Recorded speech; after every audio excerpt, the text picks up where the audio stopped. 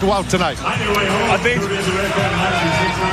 I had a feeling that was coming, guys. There you go. How's that one feel? First of all, cold, real cold, but good that we got the win, man.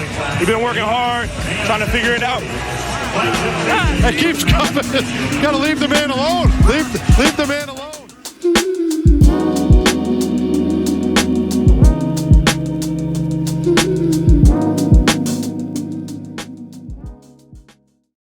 I want to talk about an interesting, very young team that's slowly but surely turning the corner in terms of direction that has their fans feeling real optimism for the near future.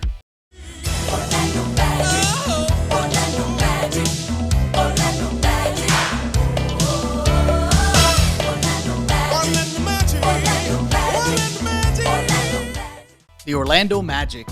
When I say turning the corner in terms of direction, I'm talking about finally seeming to know who they can realistically build around, which is one of the most important parts of roster building. The team finished 13th in the East last season with a 34-48 record, which is a good jump from the 2021-22 season where they finished dead last at 22-60, with the bright spot of that terrible season being a good draft selection in Franz Wagner. When the Orlando Magic drafted Paolo Banchero last year, we immediately saw the impact he had in Summer League.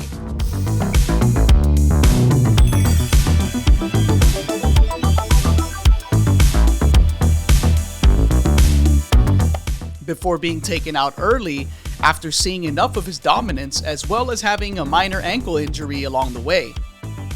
I'm a big Chet Holmgren guy and still am.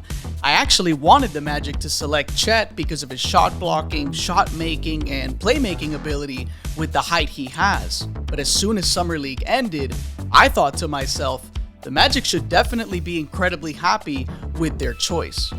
Paolo's rookie season didn't disappoint, with some minor expected rookie bumps along the road.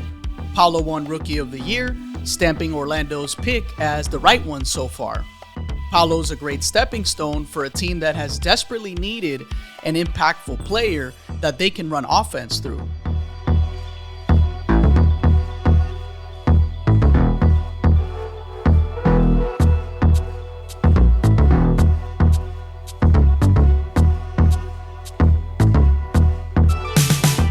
Someone with size that can play multiple positions and solve a lot of problems. But even with Franz, Paolo, a well-developing Wendell Carter Jr., a feel-good comeback story for Markelle Fultz, making a great impact with the ball in his hands, a smart, interesting trade for high-potential Bol, this team still needs a lot more. 18th in defensive rating last season, 26th in offensive rating, 24th in three-point percentage, 24th in turnovers. You get the point. And in fairness, this is a very young team. The Magic were like the second or third youngest team in the league last season, so there's going to be a lot of growing pains. But looking past the young player mistakes, the front office has to also help the team reach its full potential. And without the proper personnel for spacing or shooting development, the Magic will still struggle to put points on the board this year as well.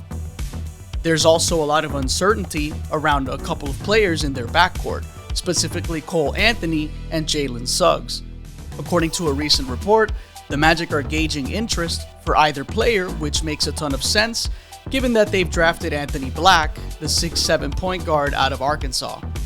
Cole Anthony and Jalen Suggs are both still too young to know what they will eventually become, but both have given Orlando plenty of reasons to think they can move on from at least one of them. Cole Anthony is a great athlete for his size, but it hasn't translated to defense, and while he does try to get teammates involved, it often ends up in some bad turnovers because of passing out of his jumps. Cole is undersized, so he can't see over the defense too well, and the fact that he still doesn't have a reliable shot from three gives the defense a reason to go under on screens, which makes for a more cluttered paint. So unable to punish sagging defenses, unable to see over the defense as well, makes Cole's job with the ball in his hands very difficult for Orlando to succeed. Orlando's tried many different versions of playing both Cole and Suggs, starting Cole over Suggs, starting Suggs over Cole, etc. I think Cole's role in this league will most likely be the Lou Williams role, where he's just coming off the bench, which is valuable. Jalen Suggs has shown more defensive ability, and he's a bit bigger than Cole, but like Cole, the shooting is a big question mark. So Orlando adds Anthony Black into the mix, a lanky, athletic, high IQ playmaking point guard that does have to cut down on his turnovers, but is a defensive piece that could definitely help the 18th defensive rating Magic.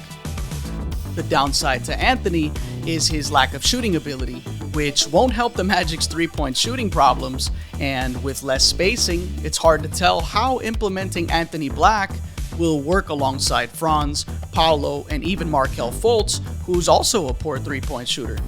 Which brings me to the Magic's next draft pick at number 11, Jett Howard, the son of Michigan Fab Five's Juwan Howard. He was selected because of his shooting ability, which is something the Magic desperately need. Interesting to see that Grady Dick and Jordan Hawkins were still available at the time.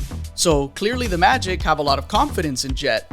A lot of people knocked Orlando for picking Howard, but here's the bottom line. Teams love sons of ex-professional players and coaches. They know what's expected of them, they're around pro athletes basically their whole lives, and you couple that with also holding a shooting skill that the Magic definitely need, and the pick makes sense. Still though, with the addition of Anthony Black, I think it's pretty obvious that either Jalen Suggs or Cole Anthony will be out the door, because there's just too many guys that need the ball in their hands on this team now. The Magic's front office should be focused on finding guys that can space the floor for Franz and Paolo to take advantage of the things they do best. All in all, the vibes on this team are awesome, which is what you can expect from a young group. This team definitely looks like they love being together on and off the court, and having a players coach in Jamal Mosley, who also seems to have a good grip on this team, is a big plus for their development. This is a very fun team to watch on League Pass that has really swung towards tall ball at nearly every position, and I highly recommend you guys give them some of your League Pass time. Thanks for watching this quick video. This is the All Things Basketball podcast. I'm your host, Vic Lopez, as always, and I'll catch you guys on the next one.